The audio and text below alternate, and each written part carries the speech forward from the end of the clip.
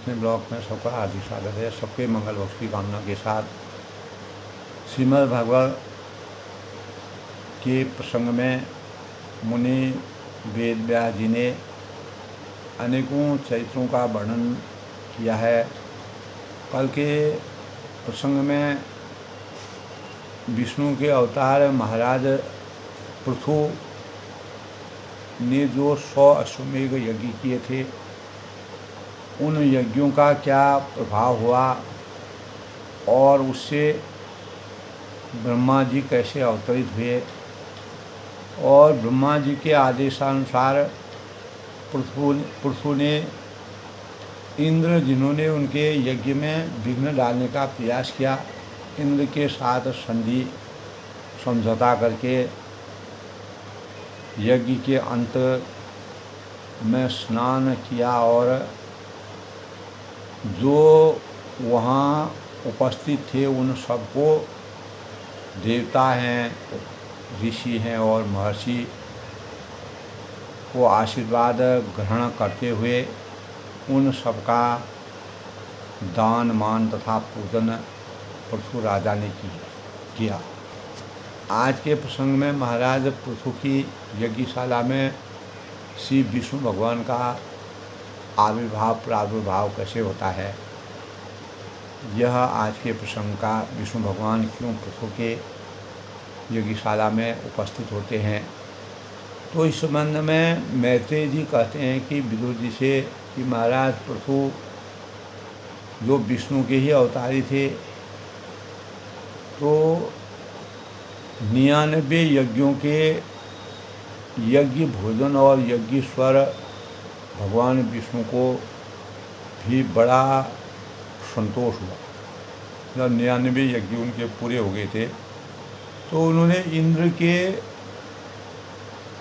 सहित जहाँ उपस्थित होकर, यानी उन्होंने इंद्र के सहित वहाँ उपस्थित होकर इंद्र को अपने साथ लेकर के वहाँ उपस्थित होकर उनसे कहा कि राजन, इंद्र ने तुम्हारे 100 अश्वमेध यज्ञ पूरे करने के संकल्प में विघ्न डाला है और अब ये तुमसे क्षमा चाहते हैं। तुम इन्हें क्षमा कर लो और विद्वान पुरुष शरीर के अभिमान कर प्राणियों से द्रोह नहीं करते हैं। किसी प्रकार का जो ज्ञानी लोग होते हैं उनमें द्रोह की भावना नहीं होती है, अर्थात प्रतिशोध की भावना से वह विरत रहते हैं। तो आप सरीखे विद्वान यदि माया से मोहित होकर प्राणियों से द्रोह करें तो सत्संग का फल ही क्या है।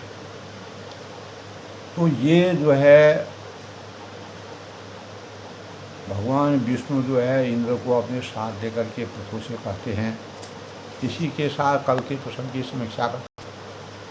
कल के प्रसंग में दोस्तों महाराज पृथु ने 100 अश्वमेध यज्ञ करने का जो निर्णय किया, इस संबंध में मैत्रेय जी विदुर जी से कहते हैं कि महाराज मनु के ब्रह्मावर्त क्षेत्र में जहाँ सरस्वती नदी पूर्वमुखी होकर बहती है, राजा पृथु ने 100 अश्वमेध यज्ञों की दीक्षा दी है। वहीं यह देखकर भगवान इंद्र का विचार हुआ कि इस प्रकार तो पृथु के कर्म मेरे कर्मों की अपेक्षा भी वह यानी आगे बढ़ जाएंगे और जिसके परिणाम स्वरूप इसलिए वे उनके यज्ञ महोत्सव को सहन न कर सके और ईर्ष्या बल विघ्न करने में तुल गए। तो राजा पृथु के यज्ञ में भगवान ब्रह्मा, विष्णु, महेश आदि सब देवता अपने अपने पार्षदों सहित पधारे थे, उनकी उपस्थिति थी। इस यानी इस यज्ञ में पृथ्वी जो है उन्होंने कामधेनु के रूप में अवतरित होकर के यजमानों के मनोरथ पूर्ण करने लगी।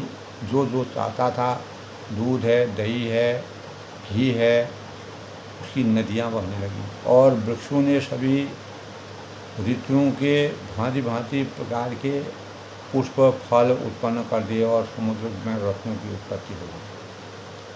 तो इस प्रकार राजा पृथु का वैभव देखकर इंद्र उसे सहन नहीं कर पाए और उन्होंने नाना प्रकार के विघ्न कर चुपके से यानी यज्ञीय अश्व का अपहरण कर लिया।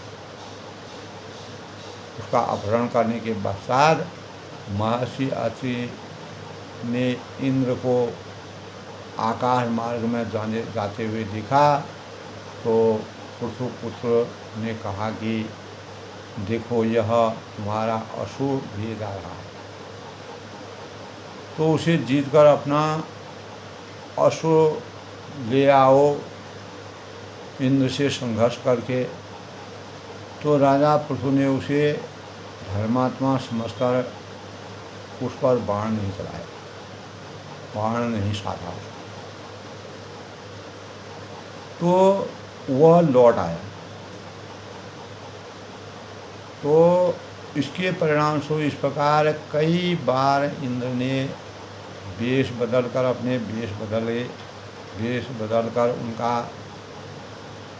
अश्व चुराने की कोशिश की, किंतु राजा पृथु उन्हें महात्मा जानकर छोड़ देते।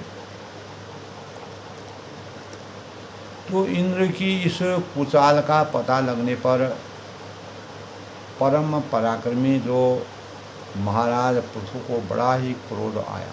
जिस बार पृथ्वी से क्रोध आया, उन्होंने उनको पृथ्वी में जल अन्न कुछ भी नहीं था, चारों ओर दोहन हो रहा था और सब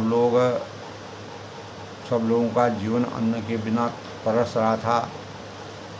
तो उसी प्रकार इंद्र के बार बार परेशान करने पर, उनके अश्व को चुराने के अनेक प्रकार की लीलाओं को दिखाने पर महाराज पृथु को बड़ा क्रोध आया। उन्होंने अपना धनुष उठाकर उस पर बाण चढ़ाया। तब ऋतुजु ने, जो ऋतु लोग थे, ने देखा कि उस यानी असहनीय होता है, असहनीय पराक्रमी महाराज पृथु इंद्र का वध करने को तैयार है और उन्हें रोकते हुए कहा कि राजन, आप तो बड़े बुद्धिमान हैं और यज्ञ दीक्षा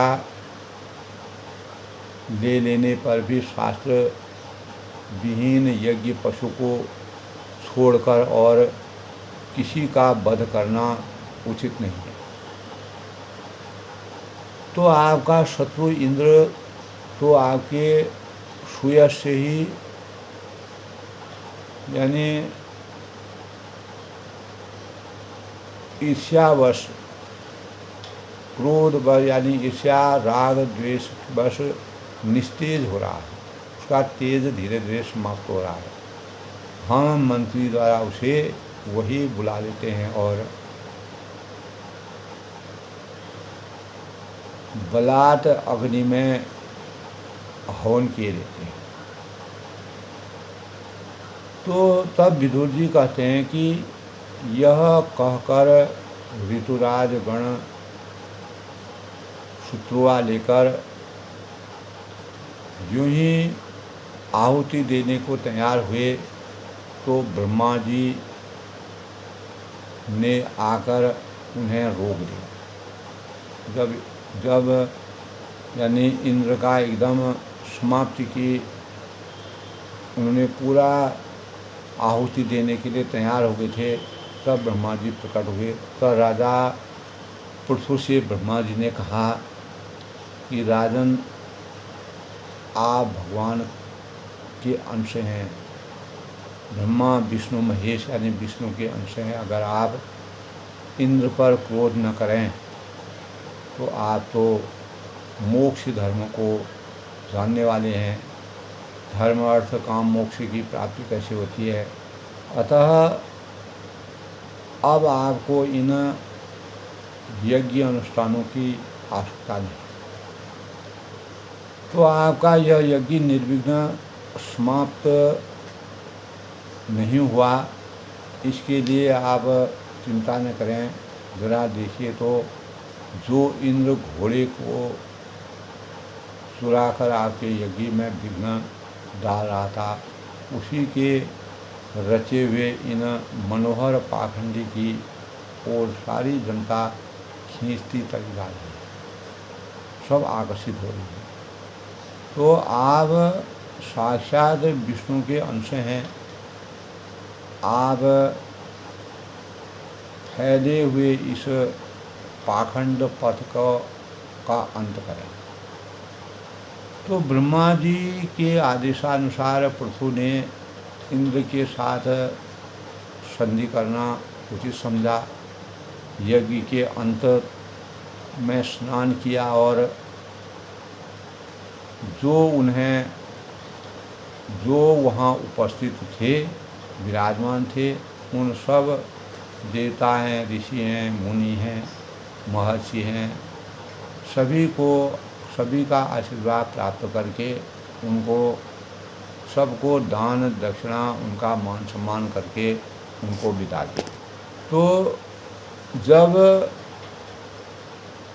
यानी इंद्र ने तुम्हारे 100 अश्वमेध यज्ञ पूरे करने के संकल्प में विघ्न डाला है, तो अब ये तुमसे क्षमा चाहते हैं, तुम उन्हें क्षमा कर दो। और विद्वान पुरुष शरीर में अभिमान कर प्राणियों से मोह नहीं करते हैं। आप शरीर के विद्वान यदि यानी माया से मोहित होकर के प्राणियों पर द्रोह करें तो यह सत्संग का फल नहीं होता है। तो विद्वान या पंडित के 8 गुण उन्होंने बताए, यानी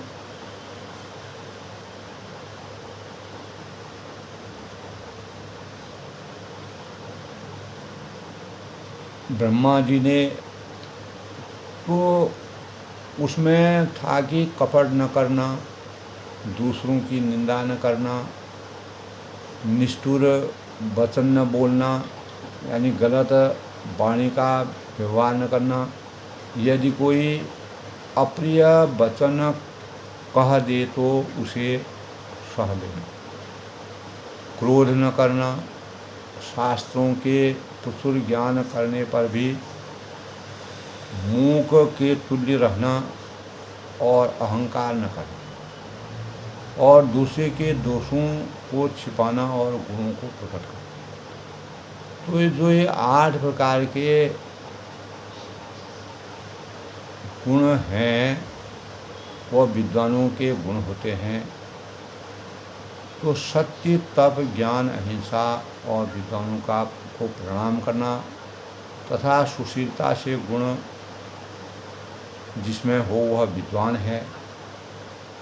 इन गुणों से संपन्न विद्वान पुरुष अविद्या रहित भौतिक शरीर में तथा उससे उत्पन्न जो देह है, पुत्र है, द्रव्य है, अपना शरीर है, पुत्र है, द्रव्य है आदि से ममता नहीं करता है।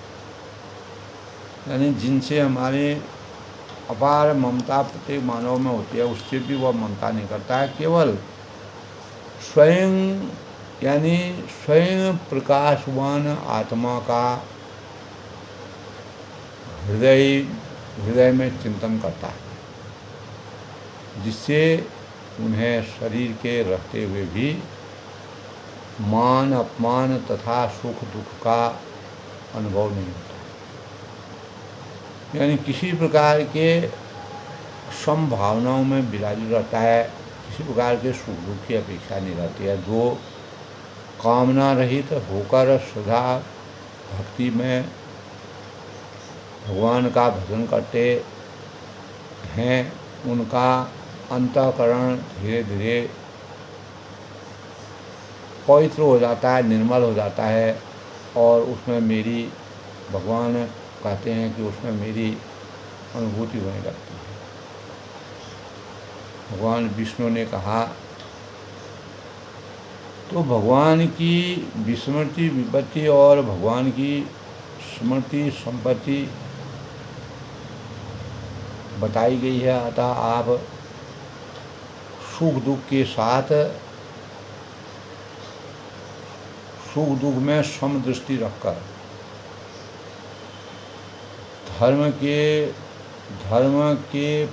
धर्म से प्रजा का पालन करें और उससे परलोक में आपको प्रजा के पुण्य का छठा भाग प्राप्त होगा। जो राजा प्रजा पर कर लगाकर उसकी रक्षा नहीं करता है, प्रजा की रक्षा कर प्रजा के पाप का भागी बन जाता है। तो मैं यज्ञ और तप से उतना प्रसन्न नहीं होता हूँ जितना द्वेषहीन समदर्शी प्राणी से होता है, जो समान भावों से अपने कर्तव्यों का निर्वहन करता है। मैं आपके गुण और शील से प्रसन्न हूँ, आप मुझसे कोई अभीष्ट वर मांगे। तब विष्णु भगवान ने पृथु राजा से कहा। तब मैत्रेय जी विदुर से कहते हैं कि श्री हरि भगवान विष्णु के उस प्रकार कहने पर जगत विजयी महाराज पृथु ने उनकी आज्ञा शिरोधार्य की। उनकी आज्ञा के अनुसार अपने कर्तव्यों के निर्वहन की अपेक्षा जताई और उनके कहे हुए मार्ग का अनुसरण कर उनके बातों को शिरोधार्य किया। तो उन्होंने इंद्र को प्रेम पूर्वक हृदय से लगा लिया। फिर महाराज पृथु ने विश्व आत्मा भगवत वत्सल भगवान का पूजन किया, भगवान विष्णु का पूजन किया, मनन किया, ध्यान किया, नाम जप किया और क्षण क्षण में प्रतिक्षण में उमड़ते हुए भक्ति भाव में निमग्न होकर प्रभु को के चरण कमल पकड़ लिए। तो जहाँ जहाँ उनको भगवान का ध्यान आता था, ऐसा लगता था कि भगवान के चरण स्वरूप में पूर्ण रूप से विलीन हो गए हैं, विरक्ति हो गई है। तो श्री हरि वर्षों से यानी भगवान विष्णु वहाँ से जाना चाहते थे, किंतु पृथु के प्रति जो अपार भक्ति, उनका वात्सल्य था और मधुर भाव थे, प्रेम की पराकाष्ठा थी, उन्हें रोक लेती थी और वे अपने नेत्रों से उनकी ओर देखते ही रह गए और वहाँ से वह जा नहीं सके। तो सद्भावनाओं से उत्प्रेरित व्यक्ति और सत्संग के सानिध्य में जाने से मानव ज्ञान की पराकाष्ठा से जिनी हो जाता है, वह पूर्ण रूप से ब्रह्म में लीन हो जाता है। तो भगवान भी पृथु के स्वरूप को देख करके, उनके आश्रम को देख करके, उनके भक्ति भावों को देख करके भगवान विष्णु भी पृथु के उसमें समर्पित वैसे हो गए। तो राजा पृथु भी उन्हें हृदय से आलिंगन कर पकड़ रहे हैं। मतलब आत्मा और परमात्मा का जिस प्रकार से मिलन होता है, ऐसे भावों का संचार हुआ और हाथ जोड़े ज्यों के त्यों खड़े रहे। एका भाव से जब भगवान विष्णु ने पृथु के भक्ति भाव को देखा तो महाराज पृथु की आंखों में आंसू आ गए और पश्चाताप करने लगे और भगवान के पुण्य प्रसाद से उनको तृप्ति हुई और उनकी ओर देखते हुए इस प्रकार अपनी याचना करने। महाराज पृथु बोले कि मोक्ष तो याचना करने लगे। तो इस प्रकार पृथु ने भगवान के स्वरूप का जो वर्णन किया, जो उनके दिए गए 8 प्रकार के गुणों का रहस्य अपने जीवन में चरितार्थ किया। कपट न करना, दूसरों की निंदा न करना, निष्ठुर वचन न बोलना, और यदि कोई अप्रिय वचन कर दे तो उन्हें उसको सहन करने, क्रोध न करना, और शास्त्रों का प्रचुर ज्ञान रहने पर भी मोक्ष के तुल्य रहना या मौन व्रत रखना, अहंकार न करना, दूसरे के दोषों को छिपाना और गुणों को प्रकट करना। तो दोष रहित और गुणों को प्रकट करना, इन भावों से श्री हरि भगवान विष्णु ने पृथु को ज्ञान दे करके अब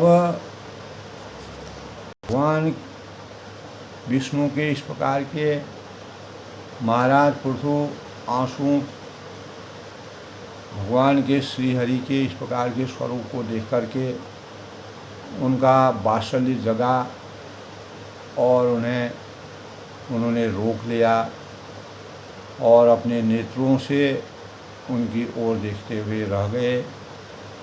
और वहाँ से चाणक्य के राजा पृथु ने उन्हें हृदय में उनका आलिंगन किया। आत्मा और परमात्मा का जिस प्रकार से मिलन होता है, और ज्यों के त्यों वह भगवान के स्वरूप में अखंड ज्योति की तरह विराजित हो गए। और महाराज पृथु आंसू पोंछकर अतृप्त दृष्टि से उनकी ओर देखकर कहते हैं। तो दोस्तों, आज के प्रसंग में महाराज पृथु की यज्ञशाला में भगवान विष्णु का प्रादुर्भाव होता है। भगवान विष्णु को क्यों आना पड़ा? क्योंकि भगवान पृथु जो है वो भगवान विष्णु के अवतारी थे। इस संबंध में जब भगवान विष्णु ने उनको पूर्ण रूप से उनके मन मंदिर को बदलने का प्रभाव डाला और उससे पृथु के मन मंदिर में कितना परिवर्तन आया, तो आज के प्रसंग में दोस्तों बस इतना। कल महाराज पृथु भगवान विष्णु से क्या कहते हैं, उन भावों की समीक्षा करेंगे। तो आज के प्रसंग में महाराज पृथु की यज्ञशाला में विष्णु भगवान अपने ज्ञान से किस प्रकार से पृथु को संचित करते हैं। इंद्र के प्रति जो इंद्र ने उनके यज्ञशाला में अवरोध डालने का प्रयास किया, और जो विद्वानों के 8 गुणों को जो उन्होंने बताया, जिसमें किसी प्रकार का कपट न करना, दूसरों की निंदा न करना, निष्ठुर वचन न बोलना, यदि कोई अप्रिय वचन कह दे तो उसको सहन करना, क्रोध न करना, शास्त्रों का प्रचुर ज्ञान करने पर भी मूक, यानी शास्त्रों के प्रचुर ज्ञान होने से अपने को मौन रह करके उसको सुनना, क्रोध न करना और अहंकार न करना, और दूसरे के दोषों को छिपाना और गुणों को प्रकट करना।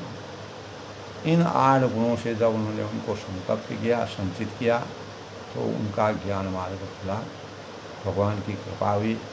तो आज के प्रसंग में बस इतना। कल फिर मिलते हैं, तब तक के लिए इसी प्रसंग को आगे सबका अभिनंदन, सबका